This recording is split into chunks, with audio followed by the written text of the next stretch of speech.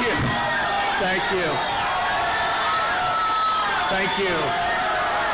Thank you, everybody. That's so nice. Thank you. Wow, it's such a warm feeling. It's crazy what's going on, right? It's crazy.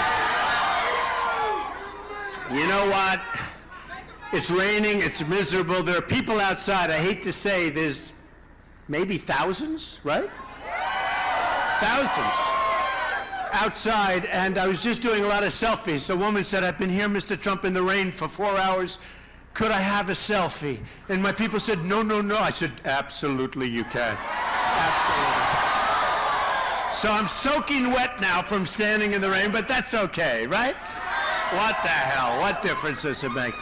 I just want to thank you. I mean, this weather and all that's going on, it's amazing to have these kind of crowds. And we're having, and my hair looks good. Oh, he's my friend.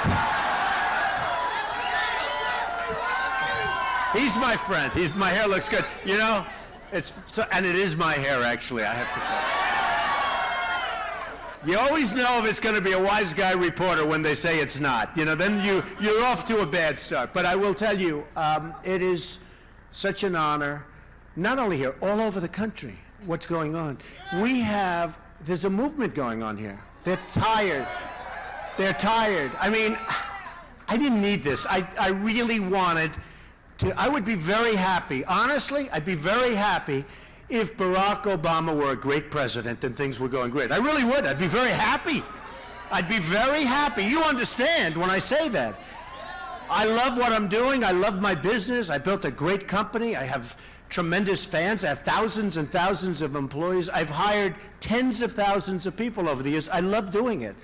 Doral, the old post office on Pennsylvania Avenue, so many buildings, and just loving it. But I had to do this. I had to do this. I didn't want to do this. I had to do it. You know, 4 years ago, Mitt Romney let us down. And prior to that, John McCain tried hard, but there was a big implosion prior. In all fairness, nobody could have done that. I think Abraham Lincoln couldn't have done it at that point. But last time, we should have won that election. We should have won that election easily. And I backed him big league, I backed. And I backed John McCain big league. But the last time it's won, and I said, you know what? We're not going to let that happen again. We're not, because we're not going to lose this time. We're not losing. We're not going to lose. And so many things have taken place that have just gotten worse. And you hear, you know, we have almost 100 million people that basically, they're out of work. And then you hear about we're down to 5.2%, so totally phony statistic. So if you look for a job, many people are looking for jobs. If you look for a job, you can't get it, you stop looking for a little while to recuperate. They consider you employed, okay? This country has tremendous, tremendous problems, and we're going to solve them. And you know, I actually have been saying it lately over the last few weeks because I see the spirit, I see the great people. These are great people. In this room, we went to Dallas, Texas. The Mark Cuban said, you can use the arena. That's where the Mavericks play, the American Airlines Center. And I had like 3 days. I think it was on a Friday or a Thursday. We were speaking on a Monday, and it was a holiday, and I had a few days to fill it up, and we filled it up. It was 20,000 people. So quickly in Dallas. We went to Mobile, Alabama. We had 35,000 people. You know, we started at a football arena. You know that. We started because we had no choice. We were at a hotel, 500 seats. A friend of mine said, from Mobile, he's a great guy. He said, could you come down and speak in Mobile? I said, yeah, it's great. I'll do that. So he had us set up in a hotel, nice hotel, good people, and it was 500 seats. He called me about a minute after we announced. He said it's sold out.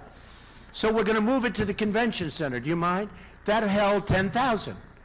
And he calls me about 3 hours later. He said the convention center can't hold it. It's too big. So they took us to a football stadium, which was beautiful, and we had 35,000 people. And that was just a short little period of time.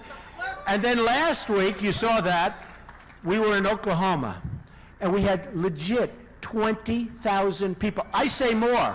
We had a band shell, and we had a big park in front, a big, big park. And it's funny, because the Pope was there at the same time, and he was in New York, and then he was in Philadelphia. And this is crazy. They had helicopters circling over Oklahoma when we were speaking. So it's a band shell, thousands of people behind the band shell where you couldn't even see. I mean, I said, what are they doing? They can't see, but there was no room in the park. So they had the helicopters circling over, and it was beautiful to see. And they had the helicopters circling over Philadelphia where the Pope was. Now, they said the Pope had 1 million people, and I had 20,000. And it looked like I had more. It's crazy. It's crazy.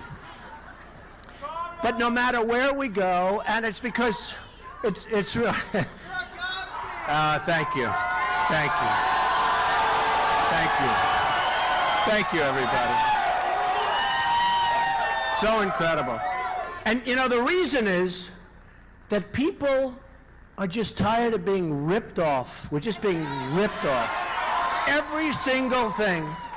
Every single thing. We don't have victories anymore. We don't win anymore. We don't win. You know, years ago, prior to Vietnam, we never lost a war, right?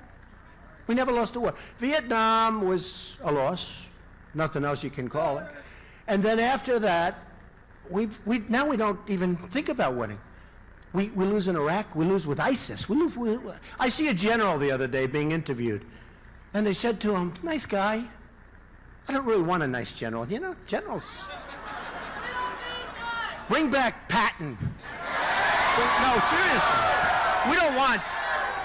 This was such a nice guy. I like MacArthur. You know, MacArthur, in the history of West Point, he had the highest marks. I'm very much into the world of academics, believe it or not. And he had the best marks in the history of it. You know, I want these guys. He'd get off his plane with a corncob pipe and the high hat, and it'd say, here I am. You mess with me. Go ahead, mess with me. You know, it's different. So today they're interviewing recently this general on television. First of all, he shouldn't be on television doing an interview, right? Right? You're supposed to be unpredictable. I've been using that term. They said I did this great deal recently, and it was a great business deal, and my other side, and they were tough, but I beat them, and badly, and they said they were interviewing this other side, and they were nice. They said, you know, we don't like Donald Trump, but I have to tell you, he was really tough to beat because he's so damn unpredictable, we couldn't predict what his moves were. And I said to myself, I didn't even know that. I don't think of myself. And I said to myself, our country has to be unpredictable. You know, how about with, like, Iraq a number of years ago when Obama said, we are leaving on whatever date, October 1st in 1 year, so the enemy says, I can't believe it. You know, a big part of the enemy is ISIS and all. So they just went away. They said, why should we fight now? We'll wait. So the day we leave, they go in and they just knock the hell out of everybody. It's unbelievable. How do you announce it? And frankly, he should have said, we're never leaving. We will destroy them. We are never, ever going to leave. I never wanted to get into Iraq. You know, I was the one. I'm the only one. I didn't want to get in. I said, you're going to destabilize the Middle East. Now, with that being said, I'm the most military. There's nobody that will build a bigger, stronger, better military than me. Nobody. Nobody.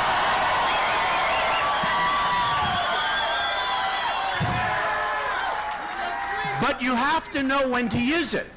I hope never to use it.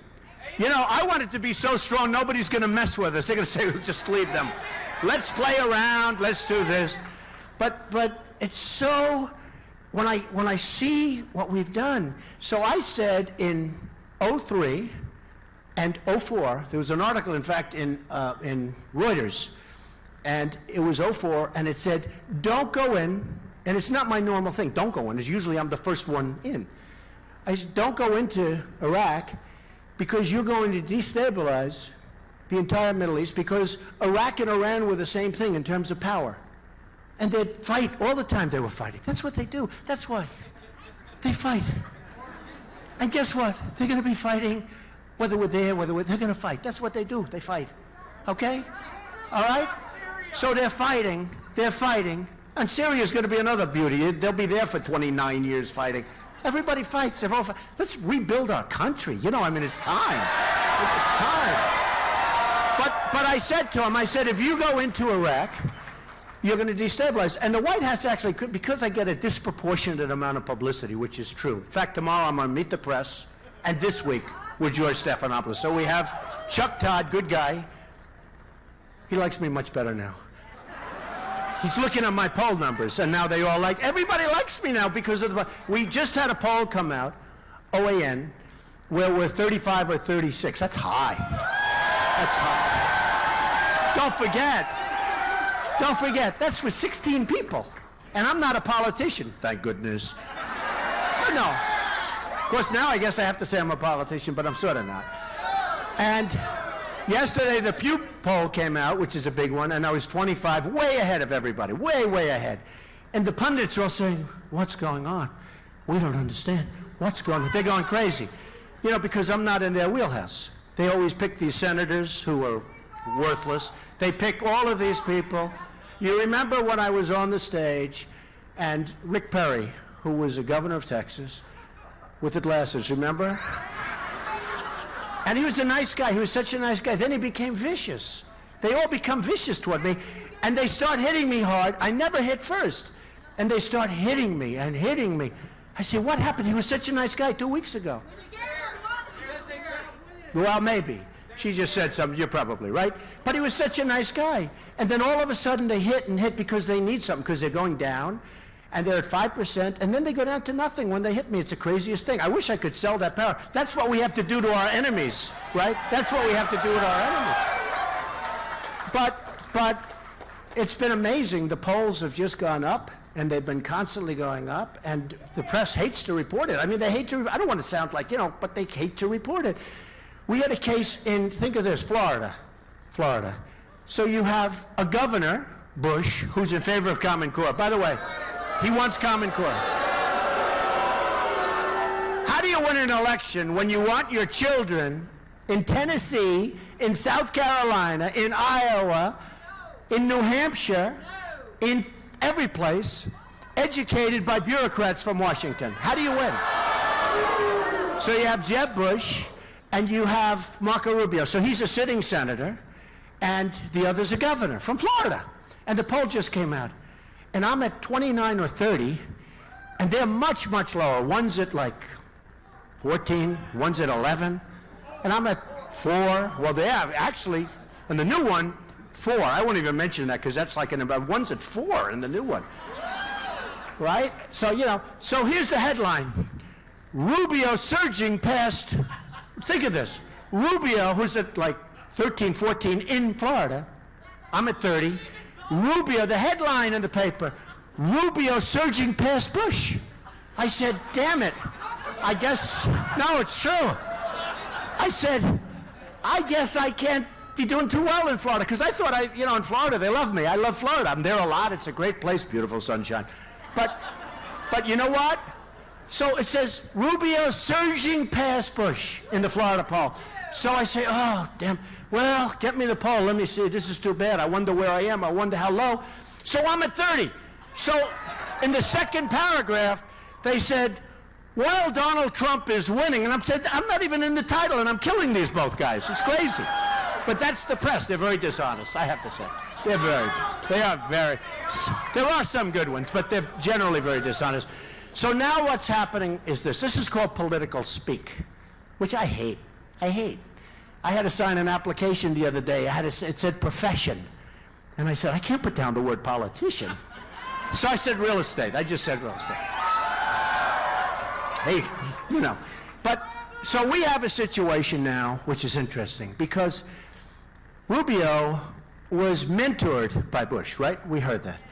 And everybody, 6 months ago, they said, Rubio will never, ever run. He won't do it, and he's loyal to Bush, because Bush was older and he was the governor and Rubio was a younger guy, and it's the whole thing is sort of, who has better hair, Trump or Rubio? You tell me. Trump. Okay. So that's not a close one. So here's what happens. So he was mentored, and everybody said, well, he'll never run. Of course, we don't know. We know politicians, right? Loyalty doesn't mean much. By the way, where are the Gatlins? Where the hell are they? Those guys. Come here, Larry. Come here. I'll tell you this crazy story in a second. Get up here. This man, just so you understand, he's great and all that stuff, and he's great with the singing and the voice, and he's happily married, but before that, the women used to love him. But he used to live, can you believe it? He used to live in Trump Tower, made a great deal. I sold him a unit, and he sold it for much more which doesn't make me feel too smart. I feel like some of these guys that I talk about all the time. But I sold him a unit in Trump Tower. He lived there for years, and we became friends. He's a really great guy, and I want to thank you because I heard you put on a fantastic show before I got here, right? What he did was he rented the apartment for a nice number, and we moved out, and he tripled it because I had lived there. That's how it worked. That's right. He's right about that. And your brothers, they are where are they, Larry? They are great. Will you thank them all for me, please? The whole group. What a group. Thank you very much. And he is a friend of mine. Here's a guy, he's a New York slicker. Would you believe that, huh? So anyway, so with Bush and with Rubio, so what happens, and very interesting, I said, well, you know, I would say he won't run, but I know how disloyal politicians are. And they're all talk, no action, so maybe he'll run, but I don't know, who knows? So it ends up that Rubio announces. And then I see Bush and I see Rubio. Now Bush is absolutely furious. Rubio is, you know, doesn't care about Bush, couldn't care less, even though without Bush maybe he wouldn't be there. And what happens, and by the way, Rubio has the worst voting record in the United States Senate. He doesn't go for vote. Now he says, well, I'm running for, well, but you have other senators running and they do just fine, right? Including Ted Cruz and others, but they're doing, you know, they're going back and voting. So he's the worst voting record, but forget that. I don't want to even mention it. Pretend I didn't, hey, pretend I didn't say it, right? Pretend I didn't say it. So Rubio, so what happens now, I say, but they don't like each other. And everyone's saying, no, no, they're dear friends. Then I see Bush, and they're asking, well, are you upset with Marco Rubio? You mentored him. No, he's a dear friend. He's a dear, dear friend. That's the politician speaking. Then they said to Rubio, what do you think of Bush? No, he's a dear, dear friend. I love him very much. He's a dear friend. And I'm saying to myself, I won't use a bad word, because every time I use a bad word, they say Trump cursed, right? They all say curse, please, I can't. You know, the story's not as good without a little extra emphasis, you know, but I won't do it. Because CNN, every time I use a bad word, CNN and ABC, they did such a phony, oh, Donald Trump used a bad word. The bad word, you know what the bad word? It was nothing. It was nothing. It's what they use every night at home, believe me. So anyway, so they go, and I'm saying, look at this, look what's happening. They're starting to get, and all of a sudden, the last week, they're really going at it, folks. I love to watch it. I love to watch it. So now they're going and they don't like, but see, it's really politicians. All talk, no action. They talk. I love him very much. I love him very much. They hate each other. Be honest, okay? You know, one of the reasons we're doing so well. Yeah, and I heard, is that true? Bush was down to 4 in the poll. Wow, that's a low number. That's a good poll too. That's a good one. That's a big poll. That's actually, you know, it's actually too bad. That's a big drop. So what happens is they now, and they have to go after each other. They don't want to go after me because everybody that's gone after me is down the tube. So they're not going to do that. They want to wait. They want to be the last man standing. Everyone now wants to be the last man standing to take on Trump. Okay? I look so forward to finding out who I'm ultimately going to face. Right? I look so forward to it. So, you know, we're going to see, and it's going to be very interesting, but the world of politics is a different place. And, you know, I was the fair-haired boy. Nobody knows more about it than me. They say, what do you know about politics? I've contributed to everybody, Democrats, Republicans, everybody. Marsha's here. She loves me. They all love me.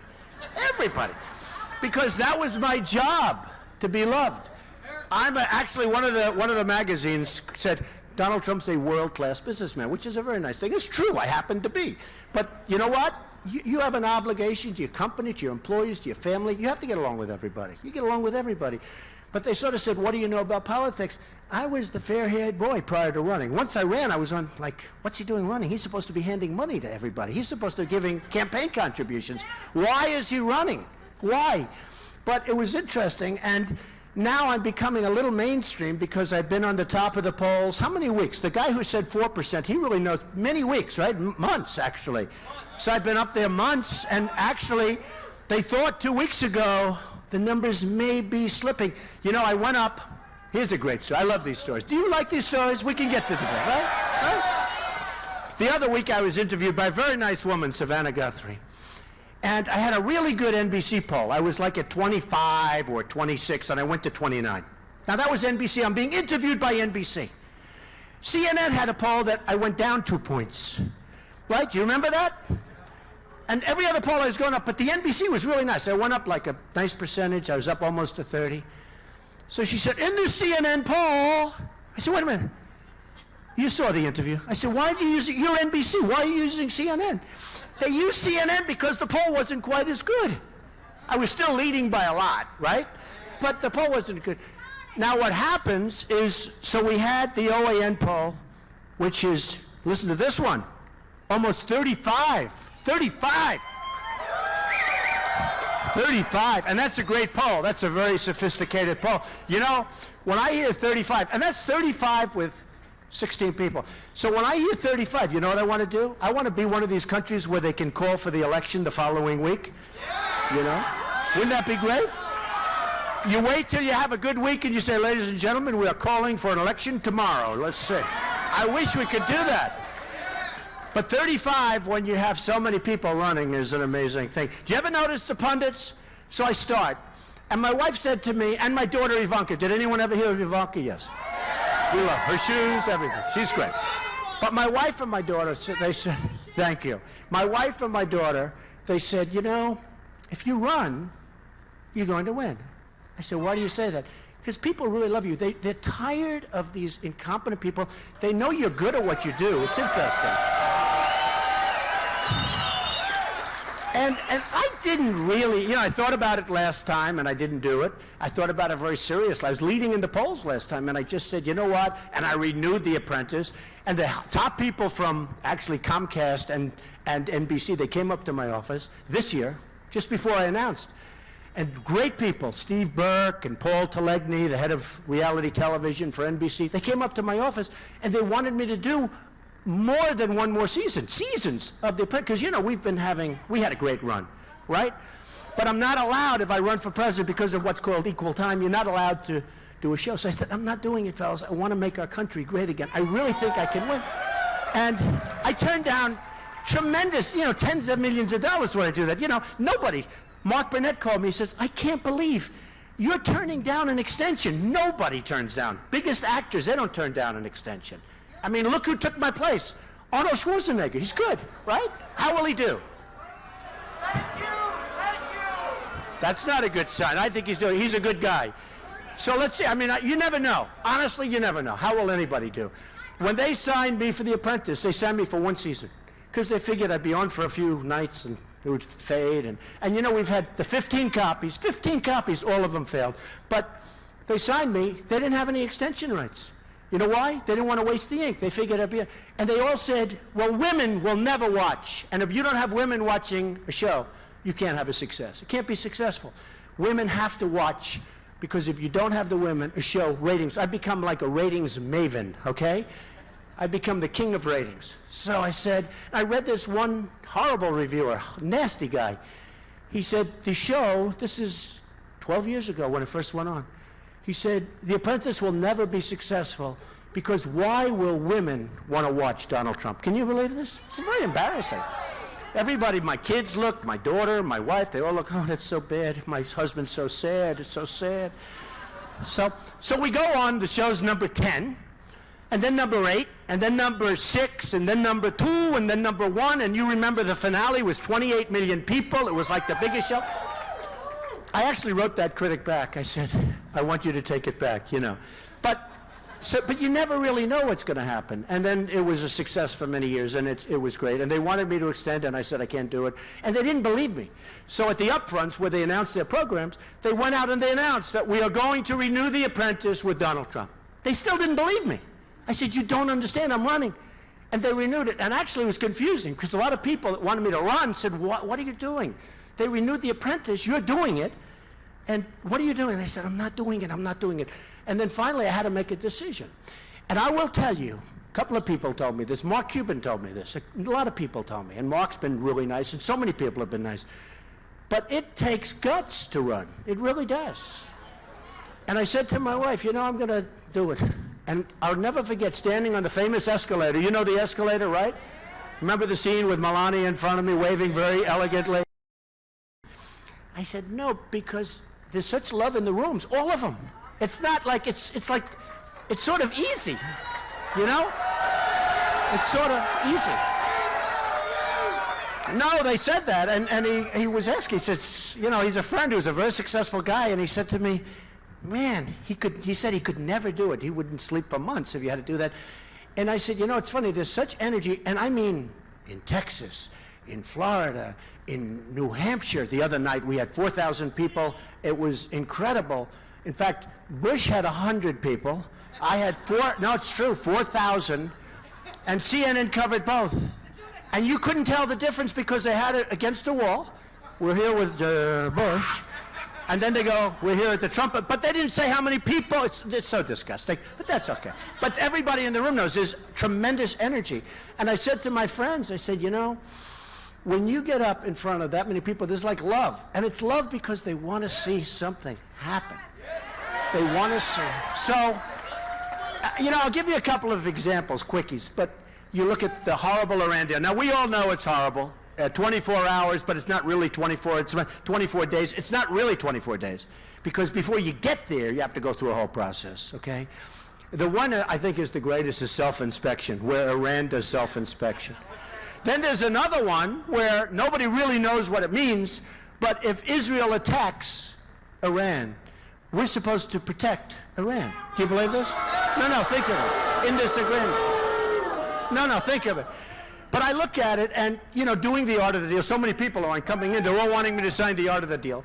And what happens is I look and I see the incompetence, and I watch Kerry. He has no clue what he's doing. If they would have doubled up the sanctions and sat back for about 2 weeks, they would have been called and they would have been begging to make a deal.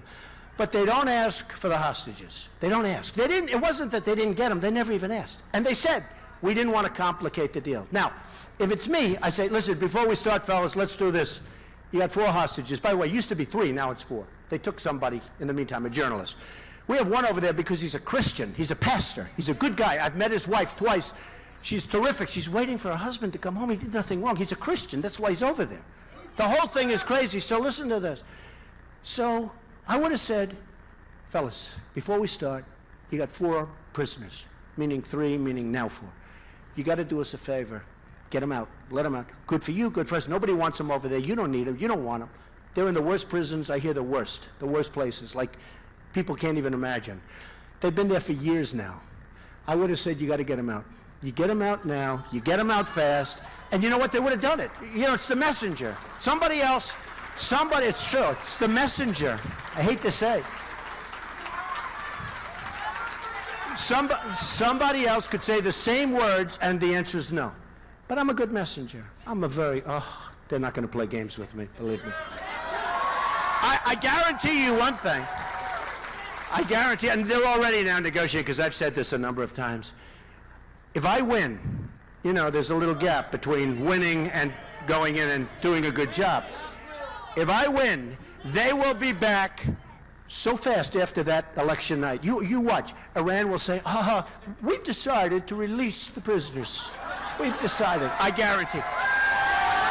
And which was so sad. So they should have been back. The deal was horrible. We're giving them $150 billion, all the other things that you've heard 100 different times, but we're giving them $150 billion. Now they're going over to Syria to help Russia. They're doing also. They're a rich nation. They got plenty of ammunition, believe me, and they're smart and they're great negotiators. So I heard the other day, not 4, even though we have 4, they want to make a deal for 3. They're going to let 3 go. But they want 19 people. They want 19. And they want many other things. No, think of it. So they don't want 3 for 3, 4 for 4. We have 4 over there. They're not going to give us all 4. They're going to give us 3 of the 4. And they want 19. And they want, as they said, and many other things. Oh, fellas.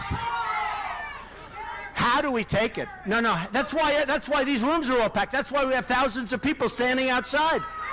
That's why.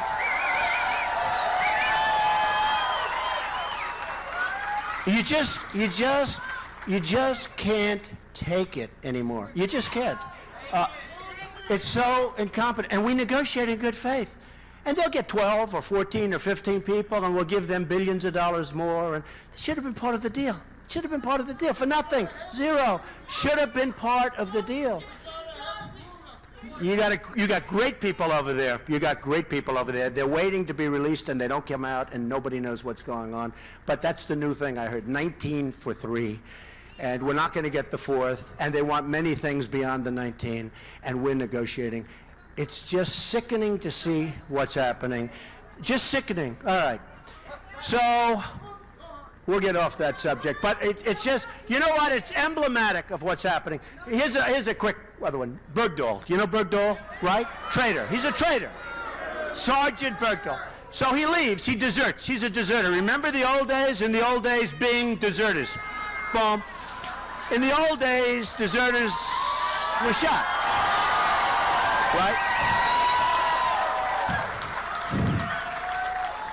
Well, I knew something was up when I saw his father being interviewed. I said, whoa, whoa, whoa, what have we here? Whoa, whoa.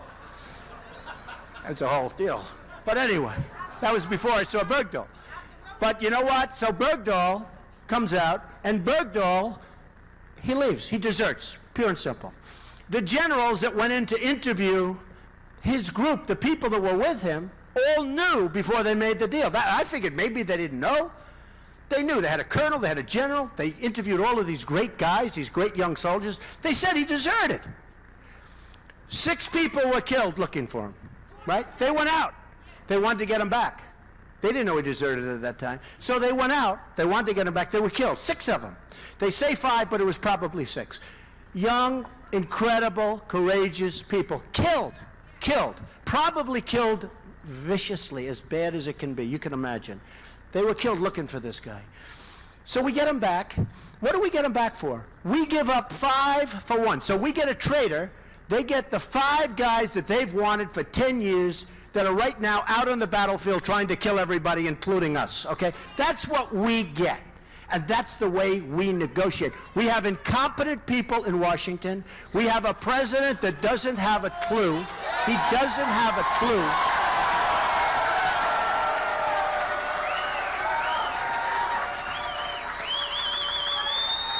And just to top that one off, the other day I'm watching television, and I see the newscast that Bergdahl, well, he may have some psychological problems, and we don't expect that he'll be getting any prison time. Do you believe this?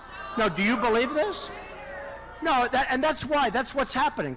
And I say this is a movement. You know, they used to use the word silent majority, and it sort of disappeared. And they have different reasons. But we're not even a silent majority anymore. We're like a noisy majority. It's noisy. There's nothing silent. And that's what's happening. All right. A couple of things. And maybe it's not going to sound as exciting right now because that was really, I mean, every time I talk about it, I just can't believe what we're doing. I can't believe. And it's so big. It's so important. Nuclear, so important. We should have made a great deal, and we blew it. We had a chance to make, we had a chance. Yeah, we'll get them. Don't worry. I'll get them. I'll go. You know, I made a lot of money purposely buying bad contracts for very little. I've had friends that they went bad and they had a lot of bad contracts. I'd buy that, and I would make a lot of money with bad contracts. Believe me, it's called renegotiation. It's called beyond renegotiation. We'll get them. Don't worry. We'll be fine. We'll be fine. But, so we're going to talk for a couple of seconds about a few other things, and maybe we'll take a couple of questions if we can. I don't know. It's not set up, but who the hell knows? I have all day. I don't care. I don't. So immigration. When I first announced, I took a lot of heat. Rush Limbaugh actually said, I have never seen anyone take so much incoming, because I brought up the subject of illegal immigration. Illegal immigration. And I said, and I mean it because I'm really good at building things. You got to see what I have in New York and Chicago and different places. That's what I do. I'm building right now the old post office in Washington, believe it or not, on Pennsylvania Avenue, right near the White House. Somebody said, will he move into the White House? The answer is yes, okay? Yes. Right between Congress, right between the Capitol and the White House. And it's an incredible building. I'm building Doral. I'm building all this stuff. I know how to build. And I hear about the wall. A lot of people agree. You know, about 12 years ago, everybody wanted the wall. And then listen to this one. One of the reasons they couldn't build it, because they couldn't get their environmental impact statements. Do you believe? It's true. I've done a lot of research. They couldn't get environmental impact statements. You know, there was a snail or a darter or something or a snake that was in the way, that was nesting. There was a snake that was nesting in the area, within 153 feet of the wall. Oh, our country, what we're doing to ourselves. And Mexico, they're friends of mine. They can't believe how stupid we are. They can't believe it. They can't believe it. And not only will we build a wall, and it will be a real wall. Did you see last week they had a truck going over the wall? They have a little wall, it's about this size. And they built a ramp, right? And they had a truck loaded up with drugs. Loaded up with drugs. A pickup. Didn't even need a strong engine. It had the small engine, not the big. And they had a little ramp going up and down. And they had the truck going back and forth. It's like the craziest thing. No, my walls don't work that way. My wall's a wall. My wall's a wall. And walls work. Go to Israel, you'll see that walls work. Nobody comes through. No, walls work. So we're going to build a wall, and it's going to be impenetrable. It will be a real wall, and we're going to take care of our Border Patrol people because they are great, and they're not allowed to do their job. They're not allowed to do their job. I met with them. That's why the white hat does so well, right? The white hat. That was then when I met in New York in the red hat. No, I was in Iowa with the red hat. And now the red hat's doing so well. So it's a crazy thing. And it says, make America great, right? That's what it's all about. But, so we're going to have, oh, there it is, right there. But we're going to have a real wall. And then they say, oh, the wall can't be built. It's too expensive. Well, first of all, in China, the Great Wall of China, built 2,000 years ago, is 13,000 miles. This one, you need really 1,000 miles. It's almost 2,000, but there are a lot of natural problems. So you have Jerusalem's a point. And that's why I say, in Israel, you have a wall that absolutely works. You talk to them. Believe me, it works. And the walls work, if they're properly built. Not walls this height that are fences and that you actually break them down and walk right over them, okay? And our Border Patrol's not allowed to do anything. And then you have the anchor babies. You have a woman, she gets pregnant, she's 9 months, walks over to the United States, has the baby. Congratulations, United States. You take care of that baby for 85 years, okay? And then the 14th Amendment. And then what happens is they all said, oh, you can't do that because you'll have to have a constitutional amendment. It'll take years. It doesn't. It doesn't. I turned out to be right. I was a little lucky on this subject, to be honest with you, because... But then the great constitutional lawyers all said, no, they're having the baby. It's an illegal person having the baby. You don't have to do that. And we will win in court. But a simple act, listen to this. A simple act, and we have hundreds of thousands of people coming to the country that way. And I'm not only talking about from South America, from Mexico, Latin America. I'm talking about from China. They come from all over the world. They sit down, they have a baby right there. And we have them for the next 85 years, or hopefully they live a long time. We have them. Our country is crazy. Do you know, if you want to become a citizen of Mexico, it's virtually impossible. Okay? Over here, they just walk in. Now, Mexico, they're too smart. Their leaders are too smart for our leaders. That's all it is. They're too smart. They're smart, they're cunning, they're sharp. They send people right through. Trains go right through them, and nobody gets off. Nobody gets, no, you go right into the United States. And then we send them all over the country, and we have all sorts of problems. Now we have a problem with immigration. And I said, it's a horrible problem, the migration from Syria and other places, in my opinion. So I'm asked the other day, what do you do? Well, a couple of weeks ago, I said, well, I guess you got to help, on a humane basis. You feel badly, right? It's terrible. But then over the last couple of weeks, I've been watching, and I say, wow, that's really something, because Obama now wants to take in, listen to this one. They were talking about 3,000, then 5,000, then 10,000. It's a lot of people. 200,000. The new number is, no, think of it. That's, 200,000? That's like an army. When you get to, so now I'm looking the other day, and other people have noticed this too, and they're all men. It's like, where are the women? Now, not all, but they're mostly men, right? And they're also very strong men. These are not people. And the first thing I said is, these are men, strong men. Why aren't they back fighting for their country?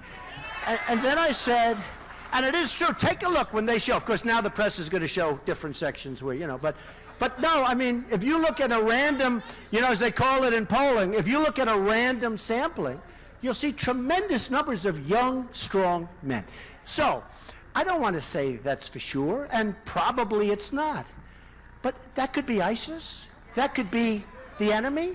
You're talking about hundreds of thousands of people coming into this country. We know nothing about them. There's no documentation. There's no papers. They don't know. As he said, they're already in. Some are already in, by the way. Hate to tell you.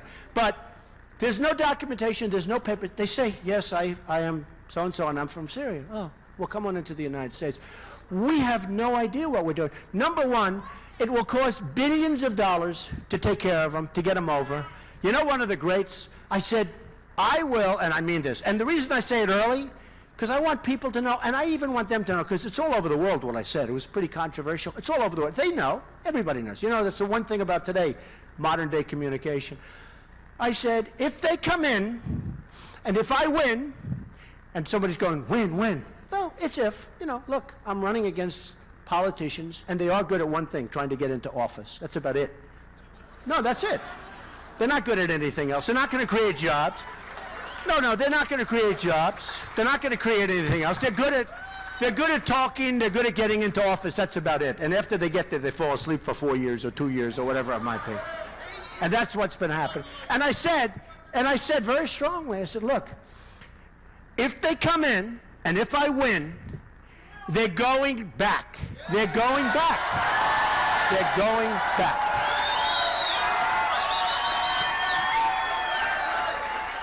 So ABC, television network, ABC, this reporter, I won't mention his name, he doesn't say the whole thing. You know, I give a thing. They could be ISIS. They're all men, so many men, strong, young men. They leave all that out. They have just one clip. If they come here, they will go back. I look like the worst human being on earth, right? They really, it's so unfair. It's so unfair. But let me just tell you, if they come in, and if I win, they are going back. They are going back, okay?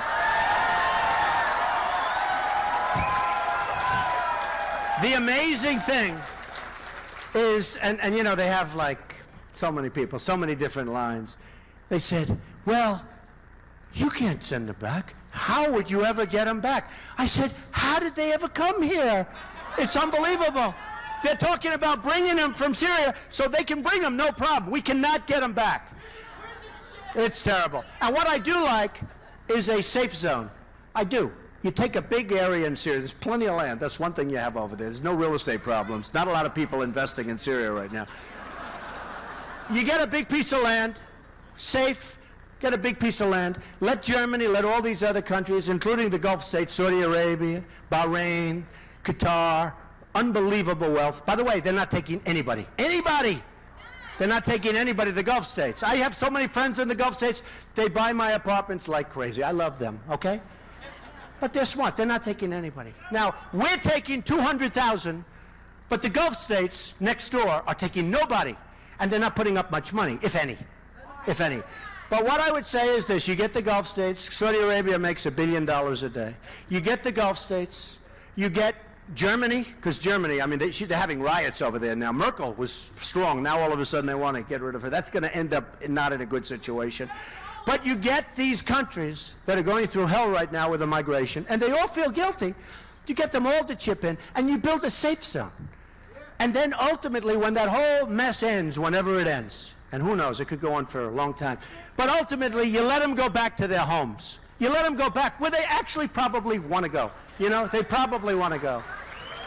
I mean, you know, I have employees that work in different parts of Latin America, South America, Mexico, in parts of Europe that actually are not doing well. And I say, what are you going to do when you retire? Oh, Mr. Trump, I'm going back home.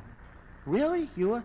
They'll leave like great areas. They want to go back home because it's home. It's very interesting, isn't it? They want to go back home. It's ravaged in some cases. But when they leave, their big thing is to go back home. It's very interesting. And these people are going to want to go back home. It's sort of natural, right? It's sort of a natural thing. So we have to help them in that sense, but we don't have to help them where we take them into our country and We are going to give them documentation that's in Arabic. We're going to give them all sorts of documentation. The whole thing is just crazy. So we're going to help because we do have a heart, but we can't take them in the country. And there is a problem. You could have a Trojan horse situation. This could be the ultimate Trojan horse. I don't think it is. It probably isn't. But the word probably is unacceptable, right? It's probably... I mean, this one could be written about for a long time. And, you know, they know how stupid our leaders are. They know how dumb our leaders are.